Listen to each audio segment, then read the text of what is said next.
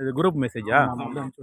தம்பி, நம்ம குடியாத்தம் புது பஸ் ஸ்டாண்டு, பழைய பஸ் ஸ்டாண்டு, கேவி குப்பம், பேரணாம்பட்டு பஸ் ஸ்டாண்டு, எல்லா இடத்துலையும் நான் வந்து சொல்லிட்டு வந்துட்டேன். ஸ்டாண்டாக நின்று சொல்லிட்டு வந்துட்டேன். மைக் வச்சு கத்திட்டு வந்துட்டேன். எஃப்சி பர்மிட் லைசன்ஸ் இல்லாமல் ஓட்டாதீங்கன்னு.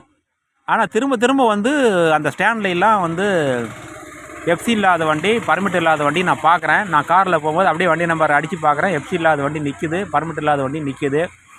அந்த ஸ்டாண்டு தலைவர்களும் அதை அலோவ் பண்ணுறீங்க. நான் ரிப்பீட்டடாக தலைவர்களையும் கூப்பிட்டு பேசிட்டேன்.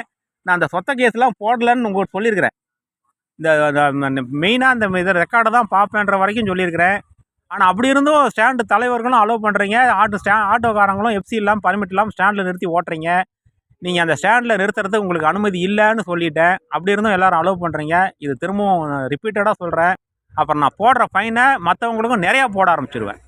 கம்மியாக போடுற ஃபைனை நிறையா போட ஆரம்பிச்சிடும். வருத்தப்படக்கூடாது. ரிப்பீட்டடாக நீங்கள் இதை நான் சொல்லியும் கேட்கலன்னா நான் சொல்கிறத நீங்கள் மதிக்கலன்னு தான் அர்த்தம். தயவுசெய்து எஃப்சி பர்மிட் லைசன்ஸ் இல்லாத வண்டி, இன்சூரன்ஸ் இல்லாத வண்டி ஸ்டாண்டில் நிறுத்தி ஓட்டாதீங்க. இது என்னுடைய கடைசி எச்சரிக்கையாக இருக்கட்டும்.